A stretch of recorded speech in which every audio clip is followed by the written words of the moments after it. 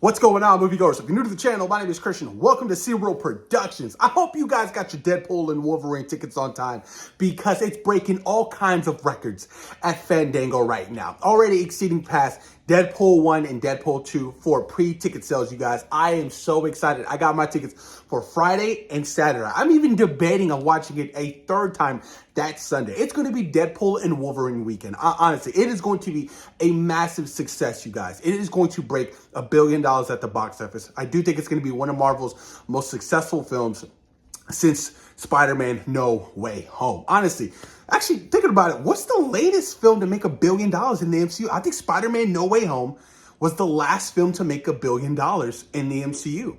That's crazy. So Quantumanium, no. Guardians, no. Thor Love and Thunder, no. Doctor Strange, no. Black Panther Wakanda Forever, nothing. No, there hasn't been any $1 billion films since Spider-Man No Way Home. But I do think Deadpool and Wolverine will exceed everybody's expectations. The crazy thing is, it's already breaking records. Can you imagine if they decided to put a final trailer out in the next couple of weeks showing a massive amount of appeal to cameos and big fan moments? That would be crazy because we've seen limited footage, you guys. That hasn't really revealed too much, honestly. We haven't seen much. It hasn't been like, the marketing for Doctor Strange in the Multiverse of Madness, when they were showing the Illuminati, they were throwing it in the TV spots, where essentially spoiling everything, all the big moments for the film. But I think Ryan Reynolds and his team, they know they're smart. There's a lot of great fan service moments. There are a lot of great moments that fans would appreciate not being spoiled in any kind of marketing. I mean, they could just market this film, just Wolverine and Deadpool, which they have been doing. The latest marketing gig of him, taking the adamantium out of Wolverine's, claws and creating, some beer. It's hilarious, and I think it's brilliant, you guys. But I'm excited. I'm hyped, you guys. On to the topic of today's video. Where do I rank X-Men 97 out of the X-Men adaptations that we've gotten thus far? So I put 14 projects on this particular list, and I had to go through it, and boy, it was kind of difficult because the X-Men have definitely been hit or miss. They have. But they meant so much to me growing up. Some of those earlier X-Men projects, what Bryan Singer did, and, he's a terrible person, by the way. But the X-Men, for the longest time, the X-Men and Spider-Man, that was all we had. So they will always have a special place in my heart. And a lot of people like to shit on the X-Men films, but I don't. I think for the most part, they have been very successful. They really have. And, if you go by the numbers, if you look at box office receipts, they have been successful. But you guys, like I said, there's 14 projects on this list going through 1 through 14. And X-Men 97, you guys, honestly, has been one of the greatest things I've ever witnessed on Disney+. One of the greatest adaptations of X-Men I've ever witnessed. It from start to finish. I think maybe there's one episode with Jubilee in the whole video game episode that was kind of, not the greatest. But it's been spot on. I love that these characters have been brought, to the animation world, and they've been reflected, how they've been reflected in the comic book world. It was just a sight to see. And, the creators over there at Marvel Studios, Bo DeMayo and everybody involved, they really took their time and embraced these characters and gave all these characters a lot of moments to shine. And, I really appreciated that. So X-Men 97 is damn near almost at the top of my list, you guys. But I won't reveal it just yet. But let's go over. All right, you guys, coming in number 14, we have New Mutants, you guys. Now, I remember watching the first teaser trailer, or first trailer, and I was impressed. I was like, oh man, this looks different. This looks scary. This kind of looks R-rated. And then I saw the movie, and I was like, wow, what happened? I know there was a whole bunch of stuff on set, and with the director and reshoots and the studio getting involved, things of that nature. But then, when Marvel and Disney bought over the project, they let the director finish what he wanted to finish out. And, he got to create his own movie again. But it's still definitely, I think, is one of the worst X-Men films I've witnessed to this date. I mean, none of the characters I connected with. It was just a big disappointment. Coming in at number 13, you guys, you have The Dark Phoenix, you guys, directed by Simon Kinberg. And I thought he was going to do well because he's been involved with many of the Marvel X-Men films. But unfortunately, they tried to do another adaptation of The Dark Phoenix, and it fell so flat on his face. The best part of that movie was when Mystique died. I was like, finally, get this whack-ass Mystique out of here, you guys. I can't stand Mystique, that's not played, that wasn't being played by Rebecca Romijn. I mean, the whole heroic Mystique, the face of the X-Men, it was terrible. Coming in at number 12, you guys, you have Wolverine Origins. Look, Wolverine Origins is definitely a hated film. But I still go back and watch it, and I have a good time with it. There's still some fun moments. Yeah, some of the CGI is absolutely terrible, but I think it's still a fun film. I really do. Seeing the Blob, you know what I mean? Oh my God, right?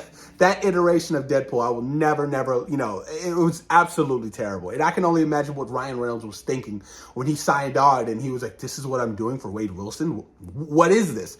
But that particular film, you guys, I feel like it has a special place in my heart.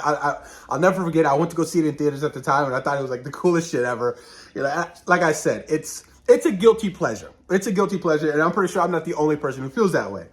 Coming in at number 11, you guys, you have X-Men Apocalypse, you guys. I thought X-Men Apocalypse was going to be the greatest X-Men project of all time. I thought Oscar Isaac was going to deliver an amazing, epic performance as Apocalypse. I thought it was going to be a great, combination movie of the X-Men and, the Four Horsemen, but it ultimately ended up falling flat, with all the reports and, discussions that people have had, how Bryan Singer wasn't on set, how he would leave.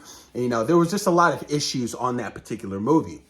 But, X-Men Apocalypse was definitely a big disappointment to me.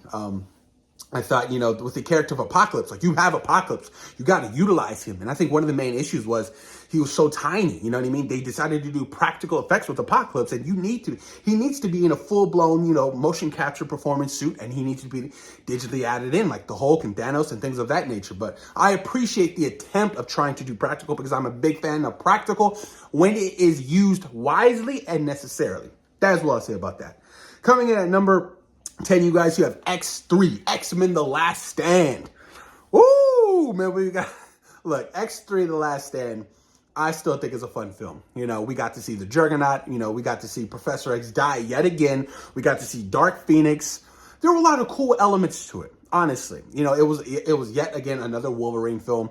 I completely disagree with them killing off Scott at the beginning of that movie. I remember sitting in theaters being so pissed off because I was like, the disrespect Cyclops gets in these movies just makes me so upset. I was so pissed off, you guys. I like the final battle. I like this. We got to finally see the right iteration of Iceman, his mutation evolve. I thought that was freaking awesome. X3's number 10, you guys. Number 9, you have The Wolverine, which I thoroughly enjoyed. I thought The Wolverine is definitely an underrated film. James Manggold directed that, and he went on to direct Logan as well. I thought it was a fun story. It's yet again another Wolverine story. I thought it was cool. It was different. It's taking place in Japan, and, I enjoyed Wolverine. So I give The Wolverine number 9. Number 8, you have X-Men, the first X-Men film. One of my first, and, honestly, besides, outside of the world of X-Men, the animated series, X-Men, that first film was one of my first introductions to X-Men, because I was in 2000. I think it was like 9 or 10 at the time. So, I remember sitting in theaters watching it, and it was like such a great experience to me. Seeing them all with the black leather or whatever, I was a little confused by that because obviously, looking at the comic books and stuff like that and the animated series, they are very bright and colorful. But, this was a serious take on the X-Men from Bryan Singer. And coming in at number 7, you guys, you have X2 United. The one comic book movie that made me fucking cry to my... I'll never forget when Jean died and Scott's reaction to Logan. It was heartbreaking.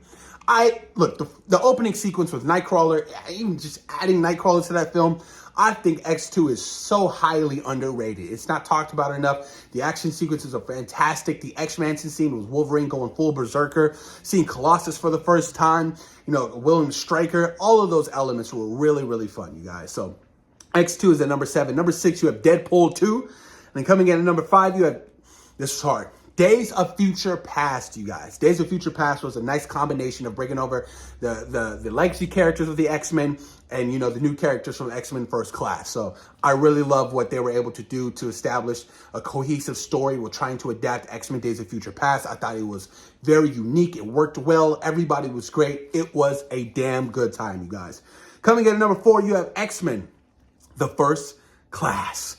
Definitely, I tip my hats off to Matthew Vaughn because, man, he killed it in that movie. He directed the hell out of X-Men The First Class, and I thought he did a wonderful job casting each of these characters, bringing in Michael Fassbender, James McAvoy, all the elements, seeing Professor X's relationship with Magneto. It was so awesome to see because we didn't really see that in the earlier X-Men films. They were much older. It was like a spy thriller type Marvel movie, and it was like the first of its kind. So I really appreciate X-Men First Class coming in at number 4. Number 3, you guys, you had Deadpool. Yes, you guys, the Merc with the mouth. definitely surprised the hell out of everybody in the world. Never did I ever think we needed a Deadpool movie. And when that first trailer hit, and when we first experienced it in theaters, I was like, holy shit, Deadpool is fantastic. That was honestly my first introduction to the character, because I don't really remember reading much Deadpool comic books growing up. So when I first saw Deadpool in theaters, that was my first introduction. And ever since then, I was like, oh, I fell in love with this character, and I want more of this character. Deadpool 2, Deadpool and Wolverine coming out soon. It was awesome. But the core of its storytelling was really good. The comedic moments, the R ratings, finally seeing, an amazing adaptation of Colossus, Negasonic Teenage Warhead, which Marvel Studios, Disney actually owned, so they had to do a character swap for Guardians of the Galaxy Volume 2. Ego the Living Planet was owned by 20th Century Fox, so they swapped characters. Fun fact if you guys didn't know that. But Deadpool definitely lands at number 3, you guys. Coming down to the last two. Number 2, we're going to do X-Men 97, you guys. You guys already know how much I love and I appreciate it. It definitely surprised the hell out of me, seeing the X-Men done justice, seeing everybody, get their time to shine with the character moments, and having it not, solely be based on a Wolverine story, seeing Cyclops be the leader, everything. Just, you guys, I was highly impressed with X-Men 97. Number 2. Number 1, you guys. You got to give it to my boy, James Manggold with Logan. Logan was the first R-rated version we've seen of Hugh Jackman's Wolverine. And it was so well established from the very beginning, when he killed those dudes when they're trying to jack him, his tires or whatever. The whole story, and seeing his relationship with Professor X, that father-son relationship, and seeing how he's slowly but surely dying, and the world is moving on without him. Knowing the X-Men were dead, and it was because of Professor X, and it ultimately being, a great farewell film for Patrick Stewart and, Hugh Jackman. Obviously, they came back for Doctor Strange and Multiverse of Madness and Deadpool and Wolverine, but man, I will never forget my experience watching Logan in theaters. It was so raw and so emotional. Like, the action was so spot on, seeing him go full berserker, seeing X-23 for the first time, seeing their relationship, his daughter, there were so many great elements, so many great moments of Logan that I really appreciated, from the score, the cinematography, everything about it, you guys. I still to this day think it's the best X-Men adaptation, or I wouldn't even say X-Men, because it's solely, it's a Wolverine film.